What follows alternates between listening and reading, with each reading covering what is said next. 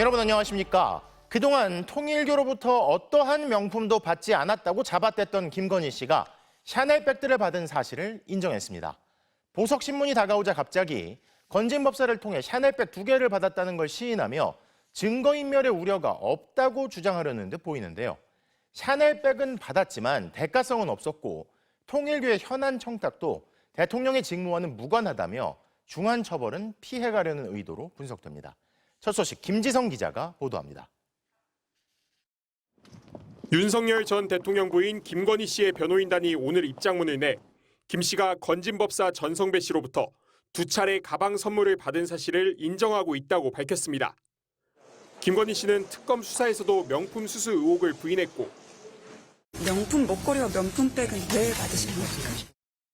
지난 9월 첫 재판에서도 김 씨 측은 샤넬 가방 등 물건을 전달받은 사실은 전혀 없다고 말했습니다.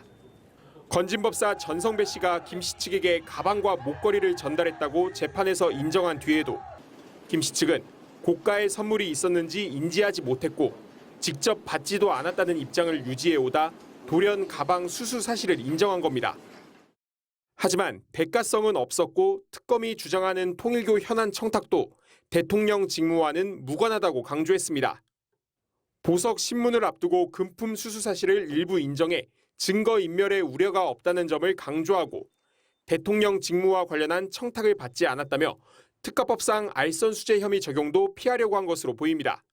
김 씨 변호인단은 처음에는 가방을 거절하였으나 전 씨의 설득에 이를 끝까지 거절하지 못한 잘못을 통감한다면서도 6천만 원대 그라프 목걸이에 대해선 여전히 받은 적 없다는 입장을 고수했습니다. 특검은 고가의 명품을 그냥 줄 리는 없지 않냐며 청탁이 있다고 볼 충분한 자료가 있다고 반박했습니다. 재판부는 이달 말이나 다음 달 초 결심 공판을 끝으로 김건희 씨 재판 절차를 마무리할 것으로 보이는데 이르면 올해 안에 1심 선고가 내려질 것으로 전망됩니다. MBC 뉴스 김지성입니다.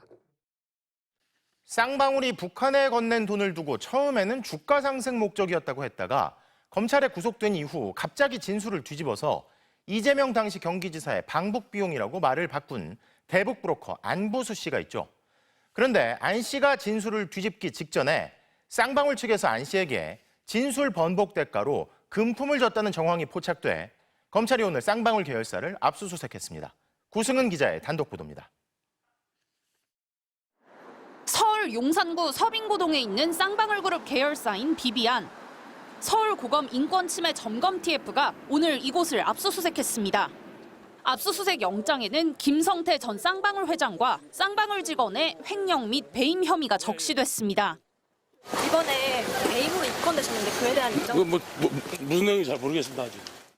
대북 송금 사건 수사와 재판이 진행되던 2023년 3월 쌍방울 측이 안부수 전 아태평화교류협회 회장에게 증언을 바꾸는 대가로 오피스텔 등 금품을 줬다는 정황을 포착해 증거 확보에 나선 겁니다.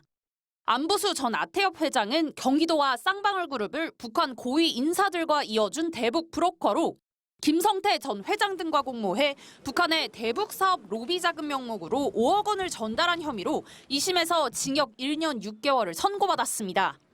안 전 회장은 2022년 11월 처음 구속됐을 당시 수원지검 조사에서 쌍방울이 북한에 제공한 800만 달러의 성격에 대해 주가 상승 목적이라고 진술했습니다. 하지만 2023년 4월부터 증언을 뒤집기 시작하며 김 전 회장과 같은 주장을 펼칩니다. 당시 재판에서 몸이 안 좋았다. 이제라도 진실을 이야기한다며 이재명 당시 경기지사의 방북 비용을 대납한 것이라고 번복한 겁니다. 고검은 쌍방울 측이 지난 2023년 3월 금품을 전달하기 시작한 뒤 안 전 회장의 진술이 바뀐 것으로 의심하고 있습니다. 앞서 법무부도 수원지검 1313호 박상용 검사실 내부 영상 녹화실 및 창고라는 공간에서 진술 세미나가 있었다는 의혹에 대해 이화영, 김성태, 안부수 등이 수시로 함께 있었던 것을 확인했습니다. 하지만 안 전 회장과 김 전 회장은 의혹 일체를 부인하고 있습니다. MBC 뉴스 구승은입니다. 오늘 오전 서울 중랑구에 있는 한 다세대 주택에서 불이 나 예비 신혼 부부가 숨졌습니다. 집 안에서 전기 오토바이용 배터리도 발견됐는데 경찰은 배터리에서 불이 시작됐는지 조사하고 있습니다. 정한솔 기자입니다. 깨진 창문 사이로 희뿌연 연기가 뿜어져 나옵니다. 큰 불길이 잡힌 집 내부는 벽면과 천장까지 온통 그을음입니다. 오늘 오전 9시쯤 서울 중랑구 면목동에 있는 다세대 주택 1층에서 불이 났습니다. 완전히 불길이 문이 열려있었던가 뻥뻥 하는 소리가 나온 거예요. 집 무너지는 줄 알았어요. 화재 현장입니다. 출입문은 창살만 남은 채 경찰 통제선이 둘러져 있고요. 불길이 솟구치면서 위층 실외기까지 검게 그을렸습니다. 불은 50분 만에 완전히 꺼졌지만 이곳 거주민인 30대 남성이 숨진 채 발견됐습니다. 함께 살고 있던 30대 여성은 심정지 상태로 구조됐지만 병원에서 숨을 거뒀습니다. 두 사람은 예비 신혼부부였습니다. 이웃 주민들은 숨진 남성이 전기 오토바이를 타고 다니며 배달 일을 했다고 말합니다. 주택 바로 앞 골목에는 남성의 전기 오토바이가 주차돼 있었는데 배터리는 집안에서 불에 탄 채 발견됐습니다. 한 달쯤 전에 구입한 배터리였다고 합니다. 처음에 전기자전거였다. 그때 오토바이 오래 탄다고 좋아했어서 140km. 그러니까 이게 배터리 한 번 넣으면 140km 탈 수 있대요. 경찰은 폭발음이 들렸다는 목격자 진술을 토대로 오토바이 배터리에서 불이 시작됐을 가능성에 대해 조사하고 있습니다. 다만 배터리가 충전 중이었는지 정확한 발화 지점은 어딘지 등은 확인되지 않았다고 밝혔습니다. 경찰과 소방당국은 내일 오전 합동 감식을 통해 화재 원인을 조사할 방침입니다. MBC 뉴스 정한솔입니다. 그제까지 급등하며 4,200선을 돌파했던 코스피가 오늘은 아침부터 이어진 외국인 매도세에 한때 3,900선 아래까지 출렁였습니다. 하지만 대거 매수에 나선 개인 투자자들에 힘입어 낙폭을 줄이고 4,000선을 다시 회복했는데요. 먼저 남효정 기자의 보도입니다. 하락세로 출발한 코스피는 장 시작 10분이 지나자마자 4,000선을 내줬습니다. 선물지수가 5% 넘게 급락해 코스피 시장의 매도 호가 효력이 중지되는 사이드카가 발동됐지만 하락세는 멈추지 않았습니다. 10시 반쯤에는 3,900선까지 깨졌습니다. AI 거품 우려로 밤사이 미국 증시가 폭락하자 우리 증시가 직격탄을 맞았습니다. 어제도 2조 원 넘게 매도한 외국인들은 장 시작과 동시에 매물을 쏟아냈고 오늘 하루에만 2조 5천억 원 넘게 한국 주식을 정리했습니다. 외국인들이 좀 자익 실현에 나섰다라고 보는 게 맞을 것 같습니다. 그동안 많이 올랐던 방산이라든지 조선이라든지 6% 넘게 떨어졌던 코스피 지수를 지킨 건 개인 투자자들이었습니다. 개인들은 가격이 떨어진 걸 매수의 기회로 보고 2조 5천억 원가량을 사들였습니다. 특히 그동안 가격이 너무 올라 매수를 망설였던 삼성과 SK 하이닉스 등 대형주를 집중 사들였습니다.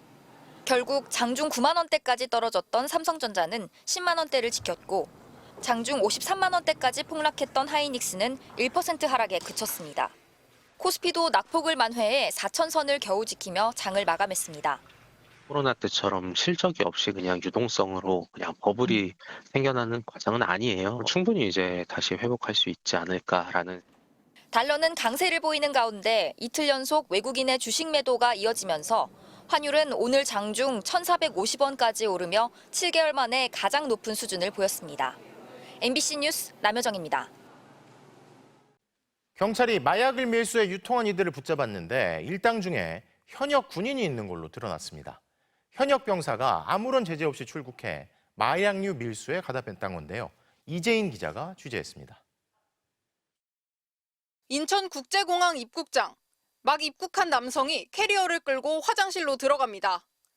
5초 뒤 다른 남성이 캐리어를 끌고 나와 어디론가 사라집니다. 캐리어를 갖고 입국했던 남성은 잠시 뒤 빈손으로 나오는데 위아래 옷차림이 달라졌습니다. 여행 가방에는 태국에서 갖고 온 압축 포장된 대마 10kg이 들어있었습니다. 20살 현역 해군 병사도 마약 밀수에 가담했습니다. 대마를 캐리어에 숨겨들여온 남성이 해군 병사의 친구였습니다.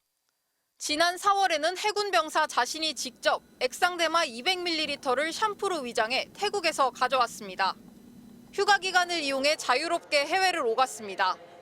지휘관 허가도 받지 않았지만 아무런 제지가 없었습니다.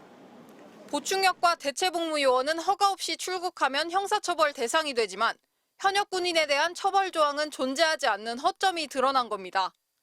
범행용 휴대전화 한 대를 부대 안에 무단 반입했지만 군은 이 사실도 몰랐습니다. 경찰은 국내에 마약을 몰래 들여와 판매한 일당 48명을 붙잡았습니다.